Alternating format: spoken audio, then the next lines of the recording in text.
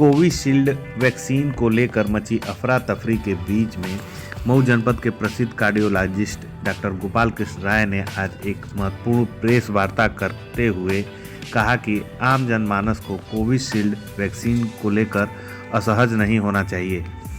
Risk की अगर कोई संभावना है तो वह कोविड से जुड़ी सभी वैक्सीन में है, चाहे वह किसी भी कंपनी की वैक्सीन ही क्यों न हो।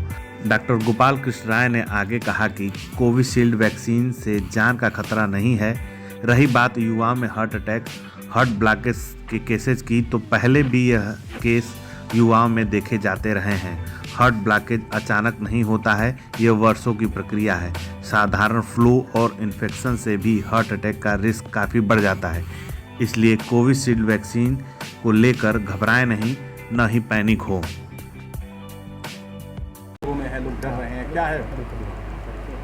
देखिए, कोविशील्ड को लेके एक केस दर्ज हुआ था ब्रिटेन में, मुझे लगता है।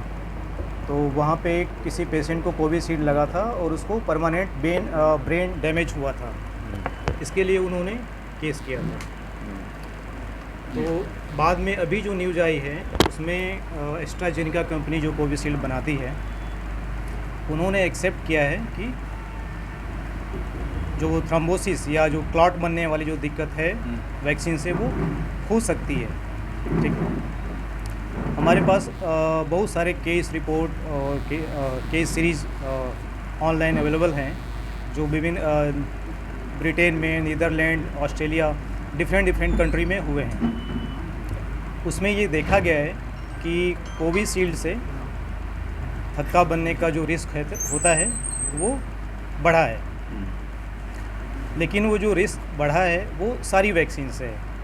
कोविशील्ड से है, फाइजर के वैक्सीन से भी है, ठीक है, जो जॉनसन का वैक्सीन है उससे भी है, कोवैक्सीन से भी है। तो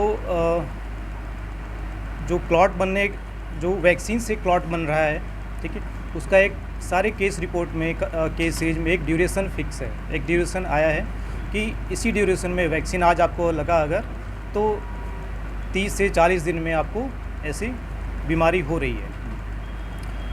तो उसमें ब्रेन में थक्का जमने का, ठीक है, हार्ट की आर्टरी में थक्का जमने का, पेट की नसों में थक्का जमने का, या पैर की जो बड़ी नसें होती हैं उसमें थक्का जमने का रिस्क हुआ है।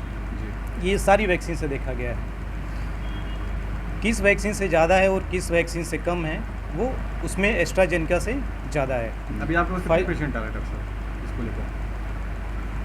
इसको लेके किसी के पास ये नहीं है कि मुझे वैक्सीन लगा है इसलिए मुझे ऐसा हो रहा है।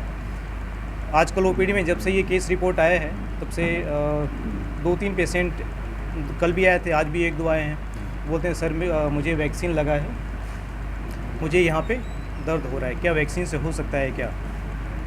तो पहली चीज़ दिमाग में रखने की है कि वैक्सीन से जो भी क्लॉट फॉर्मेशन के केसेज हुए हैं वो एक विंडो पीरियड में हुए हैं, मैक्सिमम 40-45 दिन में हुए हैं। वो समय निकल गया है। तो ये आपको दिमाग में रखने की ज़रूरत नहीं है कि वैक्सीन लगा है इसलिए मुझे हार्ट अटैक हो रहा है, ठीक है, या चेस्ट पेन हो रहा है, तो वो टाइम निकल गया।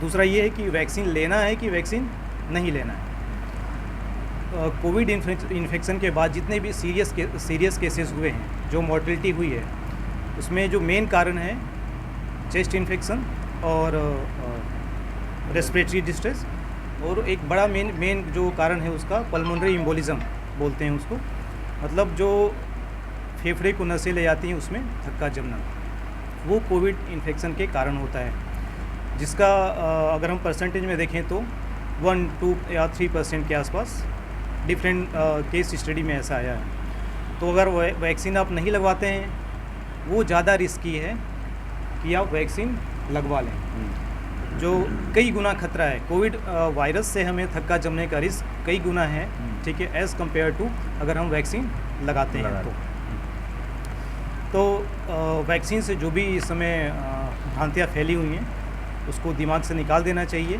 ठीक है। कभी भी अगर हमारे साथ फिर ऐसा अगर होता है, कोविड के केसेस फैलते हैं, ठीक है, तो हमें वैक्सीन ज़रूर लगवाना चाहिए। डॉक्टर साहब, नए युवाओं में सांस के प्रॉब्लम में हो सकता है उनको कोविड भी पहले हुआ हो, ये भी हो सकता है कि कोविड एक्सपोजर के कारण उनको सांस में दिक्कत आ रही है। दूसरा चीज़ जो सांस फूलने की बात है वो हार्ट की वजह से या फिर चेस्ट इन्फेक्शन की वजह से हो सकता है। और जहाँ तक आप बूस्टर डोज और सेकेंड डोज की बात कर रहे हैं, एस्ट्राजेनिका से जो भी थ्रम्बस बनने के केसेज आए हैं, क्लॉट बनने के केसेज आए हैं, वो फर्स्ट डोज के एक्सपोजर के बाद ज़्यादा हैं, सेकेंड के बाद वो कम हो गए हैं अगर हम परसेंटेज में देखा जाए तो। जैसे एक केस सीरीज़ में ये है कि अगर फर्स्ट डोज आपका लग रहा है तो उसमें 18% चांस है, 18 to 90% चांस है कि आपको थक्का बन सकता है, ठीक है। लेकिन अगर उसको सेकेंड डोज अगर लग गया है तो वो चांसेस, सॉरी परसेंटेज नहीं, पर मिलियन, ठीक है, 18% पर मिलियन रिस्क है आपको थक्का जमने का। लेकिन अगर सेकेंड डोज लग गया है तो उसमें केस और रिस्क और कम हो जाता है, अप्रॉक्सीमेटली 8 पर मिलियन। पहले प्रॉब्लम है, इससे प्रॉब्लम लगने के बाद कुछ नहीं है। देखिए इससे कुछ नहीं है ऐसा नहीं कह सकते, हर वैक्सीन के साइड इफ़ेक्ट हैं, हर मेडिसिन के साइड। कोविशील्ड का जो अभी नाम आ रहा है, हाँ, इससे कुछ कोविशील्ड के साथ एक ये पॉइंट है कि कोविशील्ड शुरू में कोविशील्ड बहुत ही लार्ज स्केल पे लगा था, तो मैक्सिमम लोगों को कोविशील्ड ही लगा है। अगर उतने लोगों को कोवैक्सीन हो सकता है ना लगा हो, तो जब ज़्यादा वैक्सीनेशन कोविशील्ड के हुए हैं तो मैक्सिमम रिस्क कोविशील्ड के साथ ही रिपोर्ट होंगे। ऐसा नहीं है कि कोवैक्सीन के साथ नहीं है, हो सकता है कोवैक्सीन के साथ जो केसेज हो रहे हैं वो अंडर रिपोर्टिंग हो, हमें बताया ना गया हो, या फिर जो भी एजेंसी हैं या हम जो हैं हमने रिपोर्ट न किया हो, ये भी हो सकता है। जैसे तो उपाय क्या है? जमने की, जैसे क्लॉटिंग के घरेलू उपाय क्या है?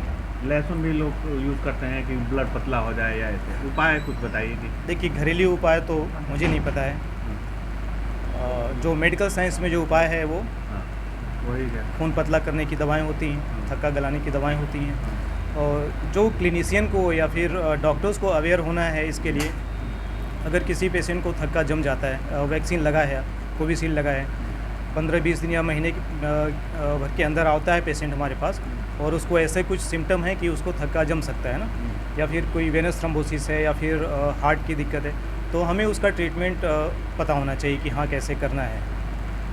तो प्लेटलेट्स की जो कमी है कोविशील्ड के साथ, कोविशील्ड वैक्सीनेशन के बाद हमने देखा गया है कि प्लेटलेट कम हो जाते हैं, तो उसमें जो एंटी प्लेटलेट दवाएं होती हैं जैसे इकोस्प्रिन होता है, ठीक है, वो नहीं देना चाहिए, काम नहीं करता इतना। और हिपेरिन जो दवाएं होती हैं, हिपेरिन या लो मॉलिक्यूलर वेट हिपेरिन जो हम लोग नॉर्मली यूज़ करते हैं हार्ट अटैक के पेशेंट में, वो इफ़ेक्टिव नहीं है और उनसे बचना चाहिए। कोविशील्ड के बाद जो प्लेटलेट कम होता है उसका मेन इलाज है, आप इम्यूनोग्लोबिन्स होते हैं, ठीक है, वो थोड़ी महंगी दवाएं होती हैं, स्टेरॉयड होते हैं, और भी इम्यून मॉड्यूलेटिंग मेडिसिन है हमारे पास जिसका यूज़ हम करते हैं। बहुत डरने की बात नहीं है, बिल्कुल नहीं डरने की बात है, और वो पीरियड तो ख़त्म हो चुका है। आपने भी उस समय महसूस किया होगा कि वैक्सीन लगने के कुछ देर बाद 10-15 दिन बाद 20 दिन बाद कुछ सिम्टम आ रहे हैं, लेकिन अभी ऐसा आपको डरने की ज़रूरत बिल्कुल भी नहीं है। डॉक्टर साहब कोविड